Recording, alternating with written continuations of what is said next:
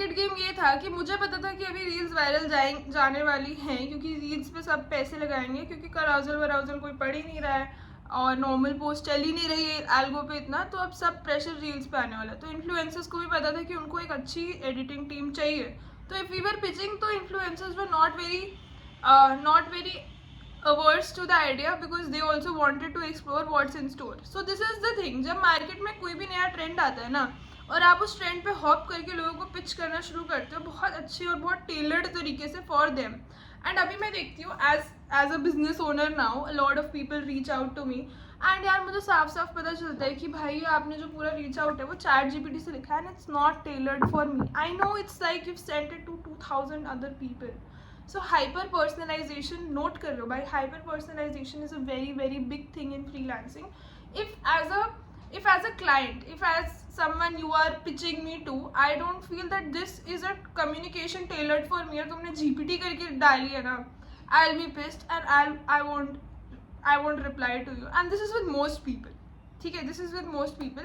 So that is a one thing कि cold reach outs तो कितने आसान हो गए हैं, पर कोल्ड रीच आउट्स GPT के आने के बाद इनफेक्टिव भी हो गए हैं, क्योंकि आधे मैसेजेस देख के लगता है भाई तो GPT ने लिखा होगा। तो हमारे मैसेजेस ऑफ कोर्स GPT ने नहीं लिखे थे, क्योंकि GPT तब आया ही नहीं था। तो I was tailoring these messages, sending it to influencers over email, over LinkedIn, over Instagram, मतलब जितने प्लेटफॉर्म जहाँ मुझे जो इन्फ्लुएंसर मिल रहा है मैं उसको वहाँ पर रीच आउट कर रही हूँ, क्योंकि मुझे पता है मैं इंडस्ट्री में नहीं हूँ, वो नहीं है, मुझे उनसे कोलैबोरेट करना है to make my basically mark in the creator economy. So that's what I did, and for the next 3-4 months ये सिलसिला चलता रहा, wherein we had video editors, wherein I had clients and I was getting the videos made for clients. अब इसके आगे क्या, इतना तो कर लिया, आगे भी तो कुछ होगा ना. जब आगे मुझे रियलाइज हो क्या होगा, तो मैंने एक थंबनेल्स वाली फैसिलिटी ऐड करी कि हाँ आप थंबनेल्स कर दो. तो मैंने ग्राफिक डिज़ाइनर भी हायर करे वीडियो एडिटर के साथ साथ. उसके बाद मैंने रियलाइज़ करा अब आगे क्या. फिर मैंने सोचा कि ये जो क्रिएटर्स है वो ब्रांड कोलैबोरेशंस तो करते ही है ना, तो मैंने क्रिएटर्स को बोला that if I get you a brand collab, would you pay me 20% of whatever the amount is. तो फॉर एग्जाम्पल अगर 20,000 का कोलैब दिलाया तो 4,000 मेरे हैं, which is a manager fees. ठीक है, तो ऐसे करते करते I started getting brand collabs for influencers as well, and I work with Saffola by the way, I work with Ditto insurance, I work with camera HSBC, and I have represented influencers in campaigns में. So that was the deal. So मैंने out of nowhere Covid में यही सोचा कि भाई जब सब वेले बैठे हैं और आधी मार्केट के पास काम नहीं है, तो ये क्रिएटर इकोनॉमी बढ़ रही है. इस क्रिएटर इकोनॉमी से पैसे कैसे कमाए जाएं, एंड ये 3 तरीके क्रिएटर इकोनॉमी से पैसे कमाने के हैं. नाउ कमिंग टू 2025, अब ये 2020 का सीन था. 2025 में ये तीनों तरीके बहुत सैचुरेट हो चुके हैं. आई एम नॉट सेइंग कि ये तीनों चीज़ें नहीं चलती है मार्केट में, ऑब्वियसली चलती हैं, ऑब्वियसली चीज़ें हो रही हैं, ऑब्वियसली वीडियोज़ एडिट होती हैं, बट मेरे को लगता है कि काफ़ी सैचुरेटेड फील्ड है. And if you're a beginner, definitely it's a good way to enter the market, but this is how I entered the market. Going down the line, I've written articles for a lot of SaaS companies, so I started content में मैंने बहुत काम करा है for international companies, for Indian companies, brochures, investor pitch decks. तो content was my one thing जिसमें मेरा पूरा करियर ऐसे रिवॉल्व हो रहा है. But I was very shy and I never created video content, which I started creating in 2025 clearly. And ठीक है, थोड़ी reaction तो आ रही है. But yeah, the thing about freelancing is कि freelancing is fun. But as long as you are ready to reinvent yourself at every algorithm change, क्योंकि देखो market बदलेगी, सब कुछ बदलेगा. अगर आपको चेंज अच्छा नहीं लगता और आपको अपने आप को रीइन्वेंट करना अच्छा नहीं लगता, तो प्लीज़ जाओ और एक ट्रेडिशनल बैंक में बैठो और वहाँ पे करो भाई काम, करो भाई क्लर्क वाला काम, मतलब कॉर्पोरेट में जाओ. नहीं है फिर फ्रीलांसिंग के मान ली, क्योंकि फ्रीलांसिंग है भाई, फ्रीलांसिंग तुम पे एक टोल लेती है कि तुम्हें अपने आप को री इन्वेंट करना ही रहेगा अगर तुम्हें मार्केट में सर्वाइव करना है. This is not a choice, you have to do it. And जब मैंने ये फ्रीलांसिंग का मार्केट एंटर करा, तो वही बहुत सारे फ्रीलांसर्स थे जो पोज कर रहे थे ऑफ बीइंग अ फ्रीलांसर. अभी मैं उन फ्रीलांसर्स की प्रोफाइल देखती हूँ ना, और वो ऐसा कराउजल डालते थे कि how I made 6 figures as a freelancer, and I used to feel भाई मैं भी तो सेम चीज़ कर रही हूँ, मेरे क्यों नहीं हो पा रहे हैं 6 figures. नहीं होते भाई, पहले 6 महीने में 6 figures पे हम नहीं पहुँच पाते, and that's I think normal. And I don't know what these guys were selling, but obviously I will say one more suggestion to you guys, आप जिस भी फ्रीलांसर को फॉलो करते हो या जिस भी फ्रीलांसर की सजेशन मानते हो, उसका जाके लिंक्डइन देखो कि उसने कौन से ब्रांड्स के साथ काम कर रखा है, और अगर उस फ्रीलांसर ने किसी भी लेजिट ब्रांड के साथ काम नहीं कर रखा है या कुछ लिख रहा है work with a lot of popular brands और ये जेनरिक भाषा फेंक रहा है work with a lot of celebrities, तो please research more and don't listen to their suggestions, they are fooling you.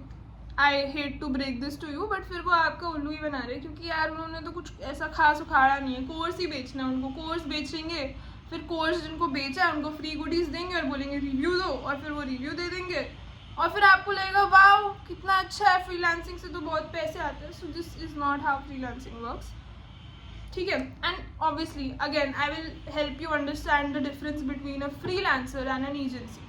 तो एक फ्रीलांसर इंसान इंडिविजुअली ऑपरेट करता है, he might have one or two people to help him out, he might have a few freelancers or he might have a few collaborations, so it's like a one person business sort of situation. But an agency has more number of people, different people heading different functions, more number of collaborations and obviously people in the internal team. तो पूरी जो अगर आपकी agency है तो आपकी agency registered होगी। तो अब मैंने जब शुरू करा था, मैंने भी टेक्निकली एज अ फ्रीलांसर नहीं शुरू करा था, मैंने लोग हायर करे थे, वो लोग काम कर रहे थे and I was the face of it. I started technically I was running an agency only and फिर इवेंचुअली मैंने रजिस्टर करा लिया एंड फिर हमारा GST। So yes, GST number भी बहुत ज़्यादा ज़रूरी होता है। For most corporate companies you are working in, they need a GST billing, ठीक है। तो GST अगर आपके पास नहीं होगा तो आपकी बहुत सारी अपॉर्चुनिटीज़ कट हो जाएंगी and that is a thing. GST number होना बहुत ज़रूरी है for the billings to happen, क्योंकि अभी मेरे जितने भी कॉर्पोरेट कॉन्टैक्ट्स हैं, जो भी कॉर्पोरेट के साथ मैं काम करती हूँ for free as a freelancer for writing and all, तो I need GST number, I need GST billing for it.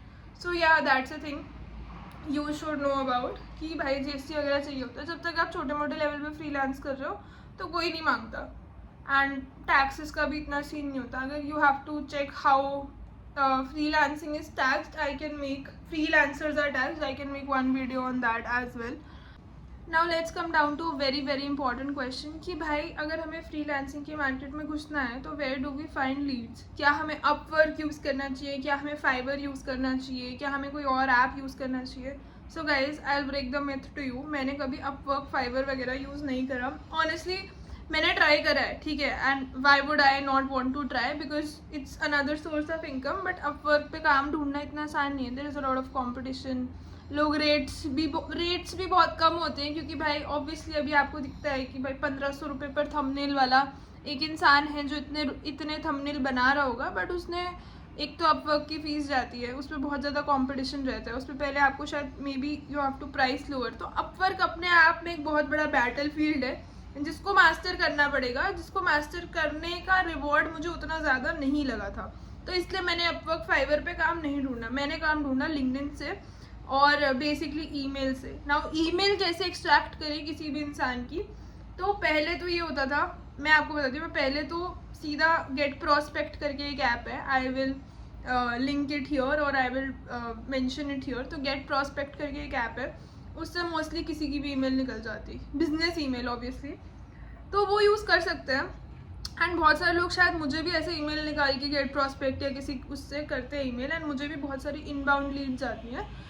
But get prospect एक अच्छा टूल है एंड आप किसी की भी ईमेल निकाल के उसको ईमेल कर सकते हो। बट आई डोंट रिकमेंड कि आप हर बंदे को जिसको आप लिंक्डइन पे भी मैसेज कर सकते हो उसको सीधा आप ईमेल कर दो, क्योंकि इट्स लाइक कि अगर लिंक्डइन पे उस इंसान ने आपको खुद ईमेल आईडी दी है कि oh send your work here, the probability of you converting that sort of funnel is more than सीधा अगर आप भेज दो उसको ईमेल पे और फिर वो नहीं कन्वर्ट हो। But neither of the way is wrong, both the ways are right. LinkedIn पे रीच आउट कर सकते हो, ईमेल पे रीच आउट कर सकते हो, whatever works for you. Obviously you would also have to experiment a lot with your communications, कि कभी कभी ऐसा होता है कि आपको काम तो अच्छा है बट हमने जो इंट्रो मैसेज भेजा वो इतना इंटरेस्टिंग ही नहीं था कि सामने वाले ने इंटरेस्ट लिया। कभी कभी ये भी होता है कि आपने सामने वाले को मैसेज भेजा, वो बिजी था, उसने देखा, वो भूल गया एंड नहीं किया उसने रिप्लाई। तो एक फॉलोअप से ज़्यादा मैं किसी को कभी नहीं भेजती हूँ, क्योंकि फिर मुझे लगता है कि हाँ भाई अब 2 मैसेजेस में अगर इसने मुझसे इंटरेक्ट करना रहता तो वो कर लेता, मुझे बार बार फॉलो अप भेज के अपनी बेइज्जती करने की ज़रूरत नहीं है. And obviously there is no such thing as बेइज्जती, क्योंकि obviously you are reaching out and you need work and probably they have posted about something which you are asking them to fill. So both of you need each other. It's not about बेइज्जती, but definitely you would have to message a lot of people. And दूसरी चीज़ ये है कि cold email कर दी. मान लो आज मैंने 100 cold email कर दी, तो मैं बैठ के ही नहीं देखती रहूँगी किसने मुझे रिप्लाई किया, किसने मुझे नहीं किया. अगर नहीं आया रिप्लाई, भूल जाओ भाई. जिसका रिप्लाई आना होगा आ जाएगा. अगले पे बढ़ो, क्योंकि there are lot of opportunities in the market. जो लोग आपको बोलते हैं ना कि हाँ मार्केट में तो काम नहीं है, मार्केट में अपॉर्चुनिटी नहीं है, बेवकूफ़ बना रहे हैं भाई आपको. बहुत सारी अपॉर्चुनिटी है मार्केट में. There is abundance of work, there is abundance of opportunity if you have the right talent.